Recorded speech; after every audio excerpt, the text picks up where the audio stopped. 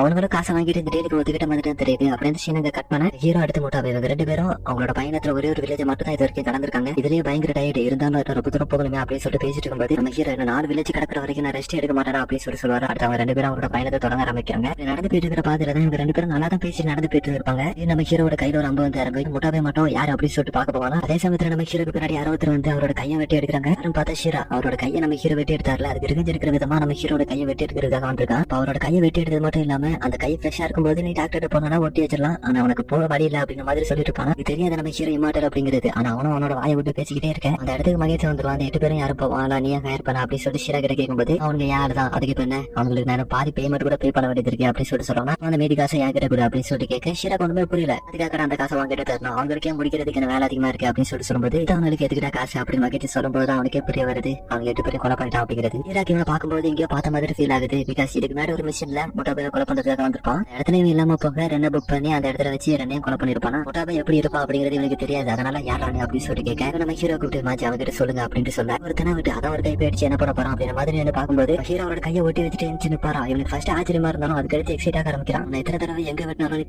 திரும்ப உயிரோட வந்துகிட்டே இருப்பா அப்படிதானே அப்படி சொல்லி எக்ஸைட் ஆகி பேசும்போது மகேஷ் இப்ப பாத்தியா இதுதான் இவன் எப்பவுமே இப்படிதான் அப்படின்னு சொல்லிட்டு நம்ம ஹீரோ மகேஷ் கிட்ட சொல்லும்போது கன்ஃபார்ம் பண்ணிடுவான் இவன் தான் கண்டிப்பா என்ன கொலை பண்ணிருக்கணும் அப்படின்னு. ஹீரோ அதுக்கு எடுத்து மகேஷ் கிட்ட நீ இவனை பாத்துக்க நான் அவங்கள பாத்துக்கிறேன் அப்படின்னு சொல்லிட்டு போக மகேஷ் தான் ஷீரா கிட்ட அவன் கூட்டு வந்து ஆளெல்லாம் கொலை பண்ண மாதிரி பேசியிருப்பான். என்ன கொல்லவே இல்ல இவளை ஈஸியாவே போட்டு தள்ளிடுவேன், அந்த காசை அவங்களோட கொடுக்கறதுக்கு பல என்கிட்ட கூட அப்படின்ற மாதிரி தான் பேசியிருப்பான். நம்ம ஹீரோ அவங்கள நோக்கி போக மகேஷ் இவனை நோக்கி நிக்க ஆரம்பிக்கிறான். நம்ம ஹீரோ விட மாட்டேன் நான் உன்னோட பின்னாடி வந்து உன்னோட கையை வெட்டி எடுத்திருக்கேன், அது உன்னை கொஞ்சம் கூட கோவப்படுத்துறேன் அப்படின்னு சொல்லிட்டு நம்ம ஹீரோ அடிக்க வரேன். இதே மாதிரி எத்தனை இது பார்த்துருப்பாரு போடா அப்படின்ற மாதிரி சொல்லிட்டு நிற்கும்போது சார மகிழ்ச்சி தடுத்துட்டு இன்னைக்கு உன்னோட ஆப்லர் நாரா அப்படின்னு சொல்லிட்டு நிற்கும்போது ஹீரோ அவனை தூக்கி அடிச்சு வீசிடுவாங்க. நம்ம ஹீரோ மகிழ்ச்சியை பார்த்து நீ உண்மையாவே இட்டோரியல் ஆளா அப்படின்னு சொல்லிட்டு கேட்க உன்னோட ரைட் ஆம்ல ஏதோ ஒன்று வச்சிருக்காங்க அப்படின்னு சொல்லிட்டு சொல்ல நான் பார்த்தா அவனோட ரைட் ஆம்ல உள்ள ஃபிளஷ் எல்லாத்தையுமே வெட்டி எடுத்தது மட்டும் இல்லாம அவனோட போனே ஷார்ப் ஆக்கி அதோட வெப்ப மாதிரி உருவாக்கி வச்சிருக்கான். நம்ம ஹீரோ பார்த்து பைத்திய மாதிரி உன்னால தானே இதான் நடந்துச்சு உனக்கு கொல்ல விட மாட்டேன் அப்படின்ற மாதிரி பேசிட்டு இருக்கேன். நம்ம ஹீரோ கிட்ட போய் சரி வாடா சண்டை பண்ணலாம் அப்படின்னு சொல்லிட்டு நிக்க வேற சண்டை போட்டு இருக்கும்போது நம்ம ஹீரோ அவனை காட்டுல தூக்கிட்டு விழுந்துருவாரு. சரி கத்துவான் என்னடா பண்ற அப்படின்னு சொல்லிட்டு கத்த மகிழ்ச்சி இவங்க எங்க போறாங்க அப்படின்னு சொல்லிட்டு பாத்துட்டு இருக்கும்போது அடுத்த அந்த பாதையை நோக்கி ஃபாலோ பண்ணி போக ஆரம்பிக்கிறான். அப்படி அவன் நடந்து போயிட்டு இருக்கிற பாதையிலே கீழே ஒரு ஸ்லிப் இருக்கிறத பாக்குறான். யாருக்குள்ளது அப்படி தூக்கி பார்க்கும்போது ஹீரோவுடைய தான் அப்படிங்கிறது அவனுக்கு தெரிய வருது. அப்ப அவனோட கழுத்துல யாரும் ஒருத்தர் கத்தி வச்ச மாதிரி இருக்கும். இவனோட உடனே பயந்துரும். நம்ம ஹீரோ நான் தான் அப்படின்னு சொல்லிட்டு அவனை சமாதானப்படுத்த இப்ப நான் பண்ண பிளான் பண்ணி தான் போயிட்டு இருக்கேன் அப்படின்னு சொல்லிட்டு சொல்லுவாரு. பிளான் யாது அப்படின்னு கேட்க நம்ம ஹீரோ சொல்ல ஆரம்பிக்கிறாரு. அவனோட கையை பாதியா வெட்டி எடுத்த பிறகு அவனோட ஸ்பார்ட்ஸ்மேன்ஷிப் வந்து பாதியா குறைஞ்சிருக்கும் அப்படின்னு எதிர்பார்த்தேன். நினைச்ச மாதிரி அவனால ஒத்த கையில இப்ப ஒழுங்கா சண்டை போட முடியல. இந்த மவுண்டனே நம்ம ஒரு அட்வான்டேஜ் யூஸ் பண்ணிக்கலாம்,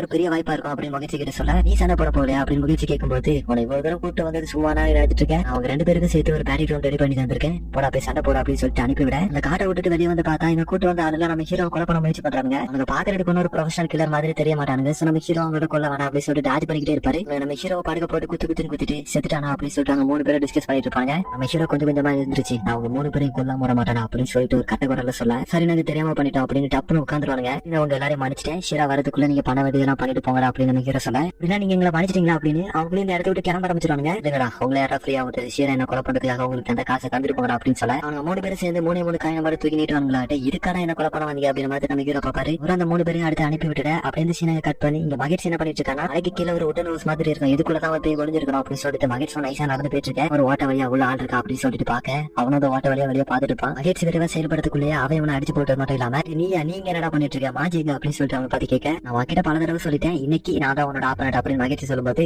அப்பதான் இவனை பத்தி ஞாபகமே வருது. உன்னோட பேர் வந்து மகேஷ் அப்படித்தானே குரூப் சேர்ந்தவனா அப்படின்னு சொல்லி கேட்க மகேஷும் அப்படி இருந்தா உனக்கு என்ன அப்படி சொல்லி கேட்பானா லீடர். அப்போ அந்த காக நோக்கி போறாரு, அவருக்கு அங்க ஒரு பிரச்சனை இருக்குது அப்படின்னு சொல்ல கொஞ்சம் வெயிட் பண்ணு இப்ப என்ன சொன்ன உனக்கு அதை பத்தி எப்படி தெரியும் அப்படின்னு சொல்லிட்டு இங்க மகேஷ் கேட்க அப்படி நீ தெரிஞ்சுக்கணும்னு ஆசைப்பட்டனா நீயே ஸ்டேட்டா காக போய் தெரிஞ்சுக்கடா, நீங்க மாஜி கிட்ட விட்டுட்டு நீ கிளம்பு அப்படின்னு சொல்லிட்டு இந்த இடத்த விட்டு கிளம்ப ஆரம்பிக்க இது சடனா அவனை வெட்டலாம் போவான். ஆனா இவன் அவனோட போன் இருக்கக்கூடிய அந்த கையை வச்சு தடுத்துருவானா சரியான வழி. இவன் மகிழ்ச்சி உடனே மிதிச்சு வீசினது மட்டும் இல்லாம சீரா ஒத்த கையில அப்படி நல்லா சண்டை போட மாட்டான் நினைச்சான வச்சு வெளுத்து வாங்க ஆரம்பிக்கிறான் மகிழ்ச்சியை. கட்டத்துல மகிழ்ச்சியை படுக்க போட்டு அவனோட ரைட் ஆம் வச்சு அவனோட மூஞ்சிலே குத்துறான்னு சொல்லி வரானா மகிழ்ச்சி அந்த கையை பிடிச்சு கொஞ்சம் தடுக்க ட்ரை பண்ணுவான். அந்த கை வந்து கொஞ்சமா அவனோட மூஞ்சி நோக்கி வந்துட்டு இருக்க அவனோட கால் எடுத்து அவனை எத்தி அனுப்பி விட்டுட்டு சீரா பக்கத்துல ஸ்டூல் எடுக்கும் அதை தூக்கி அடிக்கணும் வருவான். முன்னாடி பார்த்தா அவனை காணும் அந்த ரூம்ல இடம் எங்கடா போறான் அப்படின்னு சொல்லி பாத்துட்டு இருக்கேன். அதான் மகிழ்ச்சி வெளியே தான் நின்றுட்டு இருப்பான். மகிழ்ச்சிக்கு தெரியுது அவன் எப்படியும் வெளியே வர மாட்டான்னு சொல்லிட்டு செட்டுக்குள்ள அவனால ஃப்ரீயா சண்டை போட முடியாது, அந்த ஒத்த கையை வச்சு மட்டும் அந்த மவுண்டைன்ல அவனால ஃப்ரீயா சண்டை போட முடியாது அப்படிங்கிறது எனக்கு தெரியும் நினைக்கிறேன் அப்படின்னு சொல்லி இவங்க யோசிச்சுட்டு இருக்கேன். அப்படி யோசிச்சுட்டு இருக்கும்போது சடனா அவனோட வயிற்றுல இருந்து ஒரு கத்தி இறங்கும். மகிழ்ச்சி வந்து பதறப்படவே இல்ல, ஒருமையா யோசிச்சு அவனோட ஸ்வாட் எடுத்து பின்னாடி அப்படியே குத்த ஸ்வாட்ல இருந்து ரத்தம் வரும். இதெல்லாம் என்ன ஒண்ணுமே பண்ண போறது இல்ல தம்பி அப்படி சீரா அந்த செட்டை உடச்சிட்டு வெளியே வரானா. இவன் வந்து மகிழ்ச்சியை படுக்க போட்டு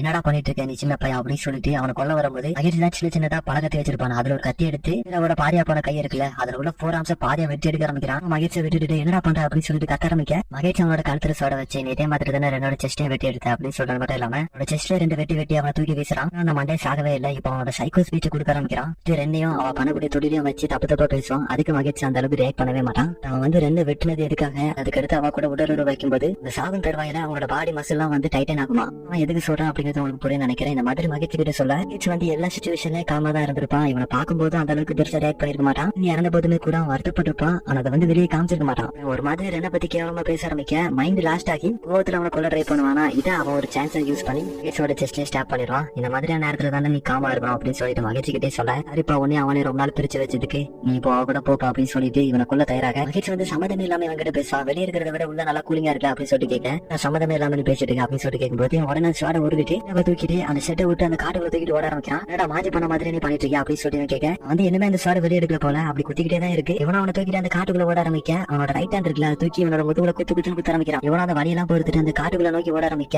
தூரத்துல வெளிச்சம் தெரிஞ்ச மாதிரி இருக்கும். கிட்ட போனதும் இவனை தூக்கி வீசுவானா. ஆனா இவனை பறந்து போக மாட்டான். சாடி மகிழ்ச்சியோட செஸ்ட்ல மாட்டி இருக்கு. அந்த சாடியை பிடிச்சிட்டு இருக்கான். ஒரு பெரிய அருவி அந்த சாடை விட்டு அந்த கீழே விழுந்துரும். மொத்த கையால இவனால பிடிக்க முடியாம அந்த கை வலிக்கு அவன் கீழே போக கிட்டே ஒரு பாறை மாதிரி இருக்கும். அதை பிடிச்சிட்டு தொங்க ஆரம்பிப்பான். இங்க இருந்து தப்பிக்கணும் அப்படின்னு ஆசை இருந்துச்சுன்னா ரெண்டு கிட்ட ஒரு பாவ மன்னிப்பு கேளு, நான் உன்னை விட்டுறேன் அப்படின்னு சொல்லிட்டு கேட்க, சைக்கோ இந்த நிலைமையில ஒரு மாதிரி பேச ஆரம்பிக்குது. அவன் கிட்ட மன்னிப்பு கேட்க போறதும் கிடையாது, நீயும் எனக்கு கீழே தள்ளி விட போறதும் கிடையாது. என்னைய மாதிரி ஆட்கள்லாம் ஸ்ட்ரகிள் பண்ணுவோம், கஷ்டப்பட்டு மேல வந்து கடைசியில நாங்க தானே வின் பண்ணுவோம் அப்படின்னு சொல்ல வேண்டிய டைலாக் எல்லாம் எவன் சொல்ல ஆரம்பிச்சிட்டா. இப்போ பக்ஷீரா இருக்கான்ல மகிழ்ச்சியை பார்த்து, இப்போ என்னோட இந்த கையை மட்டும் வெட்டி என்ன கீழே அனுப்புறேன்னா நான் உன்னை தேடி மறுபடியும் வருவேன், சாவு பயத்தை காட்டுவேன், ஒன்னே வாஞ்சி சும்மா விட மாட்டேன் அப்படின்ற மாதிரி பேச ஆரம்பிக்க, அதான் மகிழ்ச்சி அவனோட இன்னொரு கையை வெட்டி விட அவனோட ரெண்டு கையும் போன மேல அந்த தண்ணிக்குள்ள விடுறான். மறுபடியும் வந்தாலும் வரதுக்கு வாய்ப்பு இருக்கு. அப்படியே அந்த சின்னக்கு கட் பண்ண ரெண்டு பேரும் சேர்ந்து ஒரு இன்ல உட்காந்து பேசிட்டு இருப்பாங்க. அதான் நம்ம ரெண்டு பேரோட பயணமா இந்த இடத்துல முடிவடையுது. நம்ம ரெண்டு பேரும் சேர்ந்து பயணம் பண்றதுக்கு ஒரு அடையாளமா நீ வந்து அந்த மார்க்க வச்சிருக்க. இதுக்கப்புறமா என்ன பண்ண போற அப்படின்னு மகிழ்ச்சியை பத்தி கேட்கும்போது, மகிழ்ச்சி இதுக்கு முன்னாடி ஷீரா ஒன்னு சொன்னதை கேட்டுப்பாங்க. என்னோட லீடரை பத்தி ஏதோ ஒரு விஷயம் சொன்னா நான் காக்காவை நோக்கி கிளம்ப போறேன், முடிஞ்ச அளவு இந்த காயம் ஆறுன உடனே நான் அந்த காக்காவை பார்த்து கிளம்பிடுவேன் அப்படின்னு சொல்லும்போது, நீ இன்டர்வியூ விட்டு லீவ் ஆயிட்டேன்னு நினைச்சேன் அப்படின்னு நம்ம ஹீரோனை பார்த்து கேட்க,